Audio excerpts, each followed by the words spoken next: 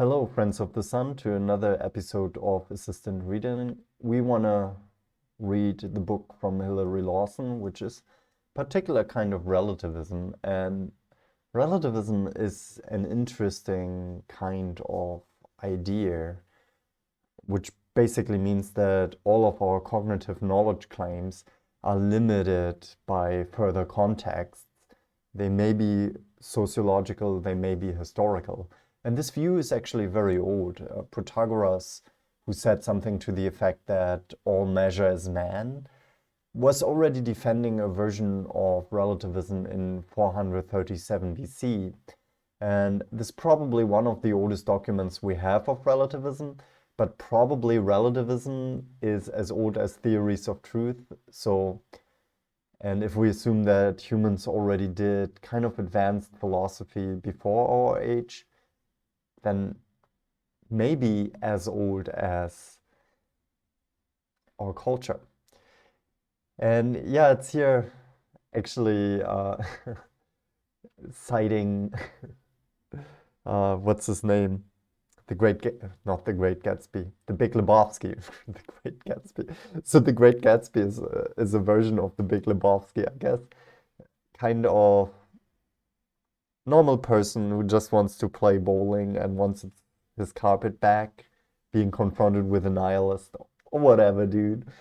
So it's just a person who lives without the grand narratives of truth that we have developed in our scientific worldview. And therefore, let's just jump right ahead into Hilary Lawson's book. Closure is story of everything.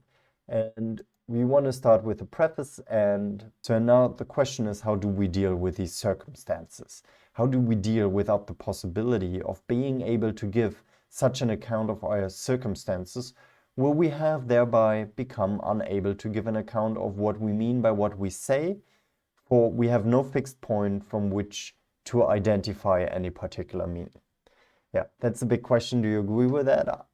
I basically agree with it because I don't see a good approach in philosophy where we really provide a full comprehensive story of meaning. I think these foundationalisms are kind of outdated, and I agree with him when he says we are faced with, well, I wouldn't call it chaos of ideas, but kind of stabilized system of ideas where we don't know where's the anchor point. And yeah, as he goes on, it is not possible to rearrange or reorder our concepts to escape the current confusion, because these concepts have embedded within them the source of the malaise.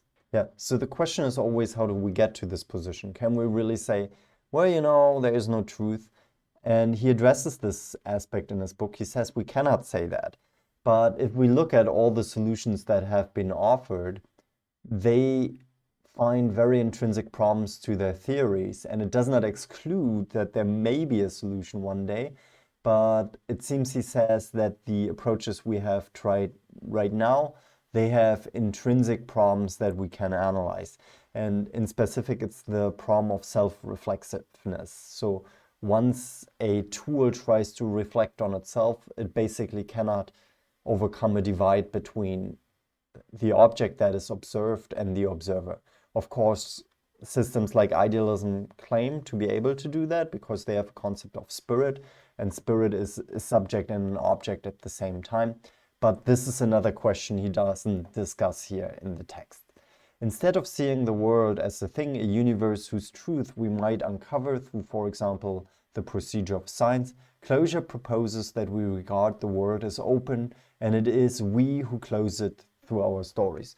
Whatever that means. So I was really curious, why does he call it closure? Closure does not sound like an open system. It sounds like we close something off.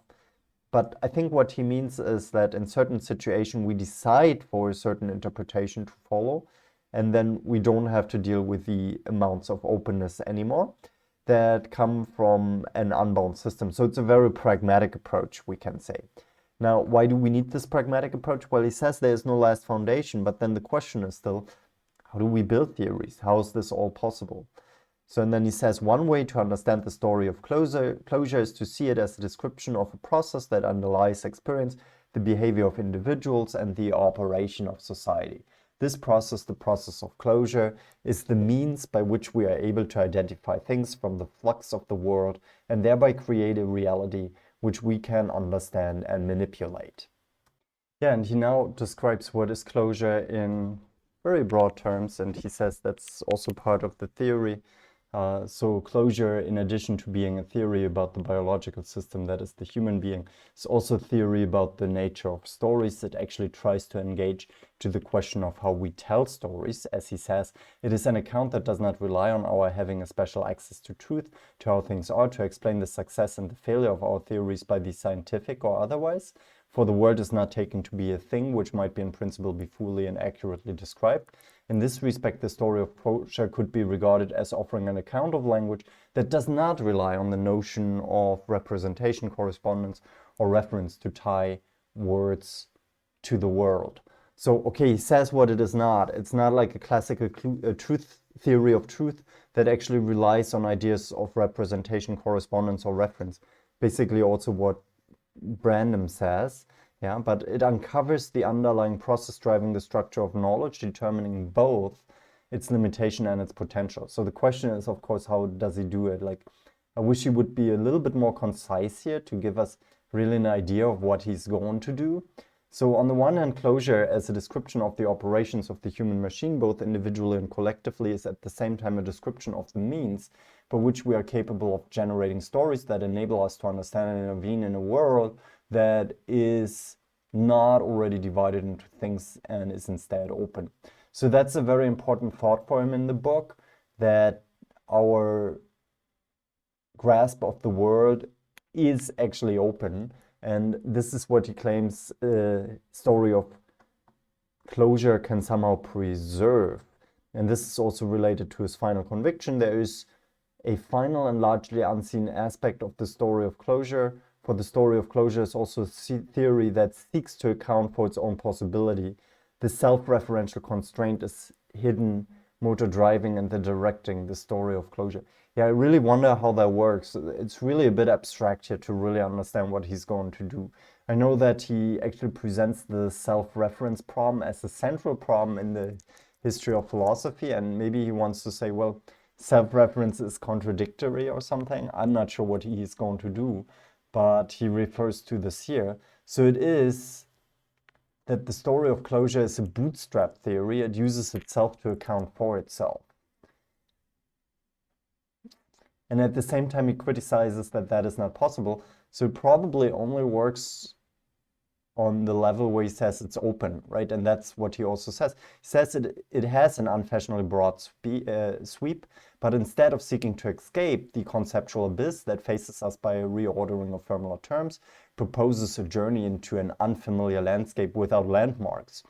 And then he adds, the story of closure offers therefore a central principle by which to understand human experience and language, both at the level of the individual and society. But this is not the important part. The important part is that he says there's no final criterion. The theory itself does not claim to be final. It therefore makes no pretense to provide a definite or final account. There will in the future be other solutions and other philosophies.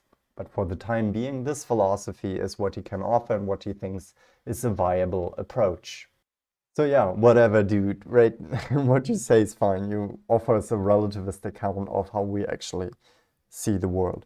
So there are two things that this book has to achieve. First of all, it has to show us for why a relativist approach should be meaningful. That's one part of a critique that would certainly be worth a book on its own. But then he also tries to convince us of having a viable alternative, which is an open system of closure. Now, I defend actually a very similar position, but I would say, well, we should rather look for a historicist solution.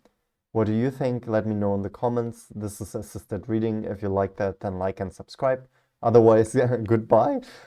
Anyway, live long and yeah, be more open and prosper.